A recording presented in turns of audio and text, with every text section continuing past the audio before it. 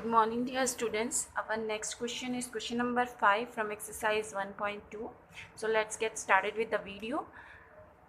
Question number 5 क्या कह रहा है? Check whether 6 की power n can end with the digit 0 for any natural number n. हमें क्वेश्चन कह रहा है कि हमें चेक करना है किसी भी नेचुरल नंबर्स के लिए. ओके, कोई भी नेचुरल नंबर है n, मतलब आप कहीं से भी मान सकते हैं 1 2 3 4 अप टू n तक. ओके, n तक नेचुरल नंबर्स हैं और किसी भी नेचुरल नंबर्स के लिए आपको 6 की पावर n चेक करना है. उसमें क्या चेक करना है कि वो डिजिट ज़ीरो से एंड हो रहा है या नहीं. अब डिजिट ज़ीरो से एंड होने के लिए कैसे मैं समझाऊँ आपको.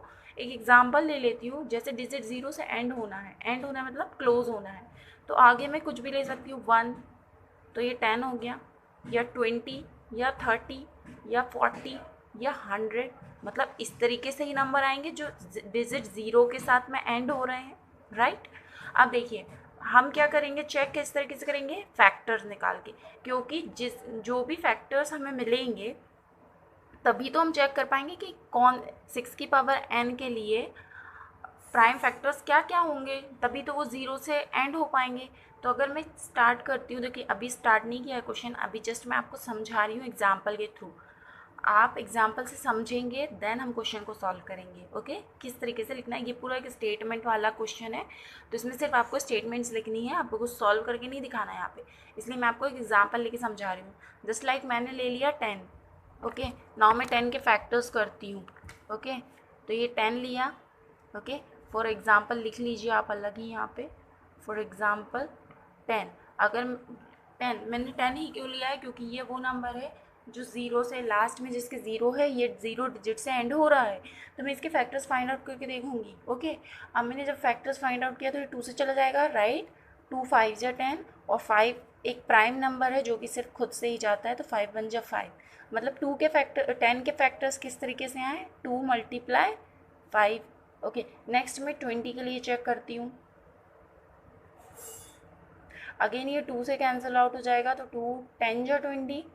नाउ अगेन 2 से 2 5 जा 10 एंड अगेन 5 से 1 जा 5. तो 20 के जो फैक्टर्स आए वो मेरे कैसे आए, 2 × 5. राइट. नाउ मैं 30 के लिए चेक करती हूँ. 30 2 से चला जाएगा, 2 15 टाइम्स में 30 आता है. 15 किससे जाएगा, 5 से.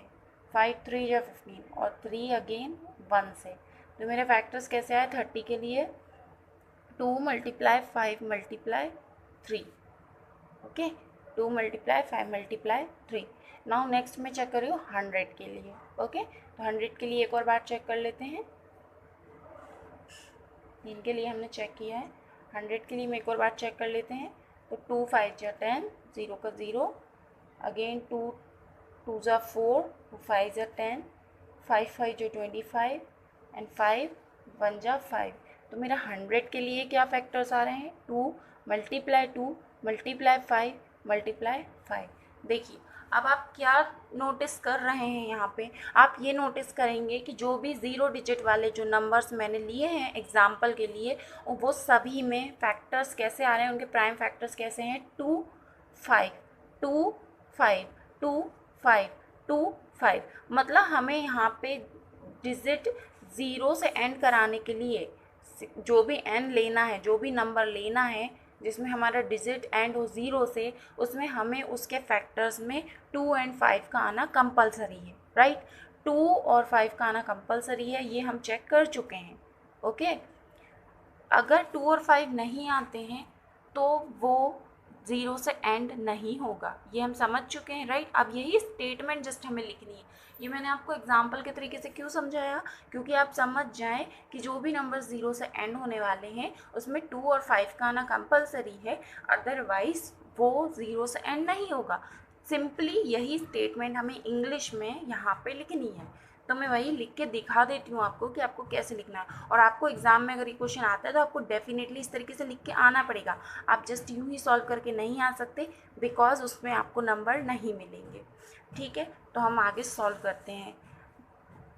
Therefore we know that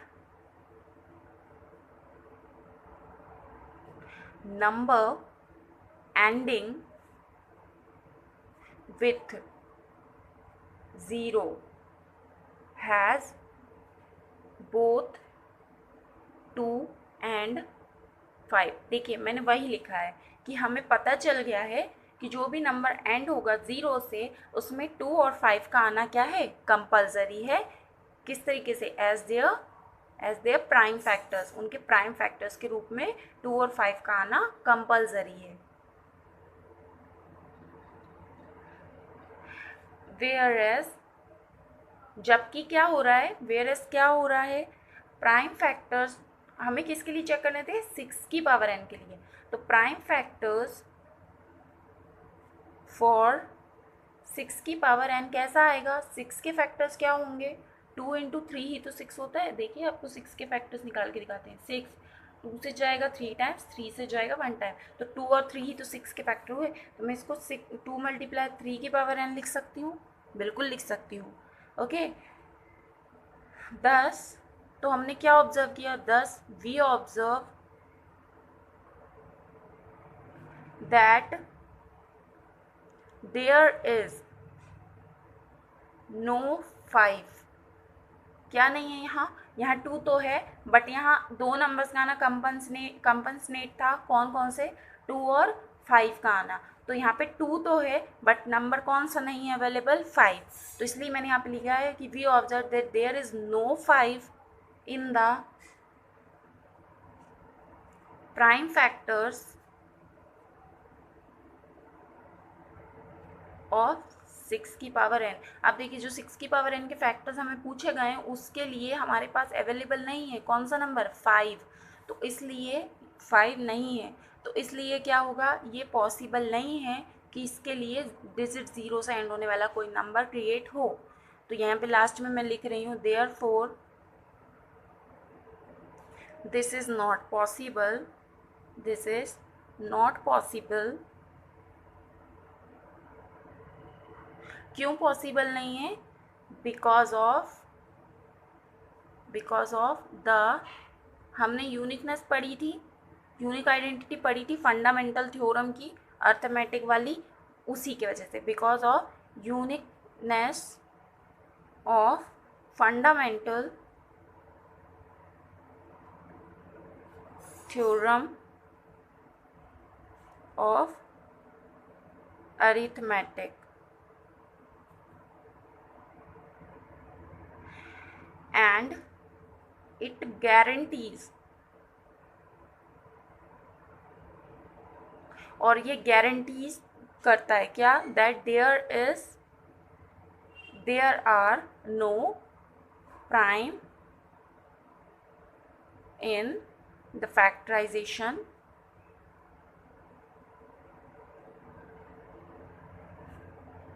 और 6 की पावर n, क्योंकि यहाँ पे कोई भी प्राइम फैक्टराइजेशन प्राइम्स नहीं मिले हैं हमें जो हमें चाहिए थे 6 की पावर n के लिए, इसलिए ये पॉसिबल नहीं है।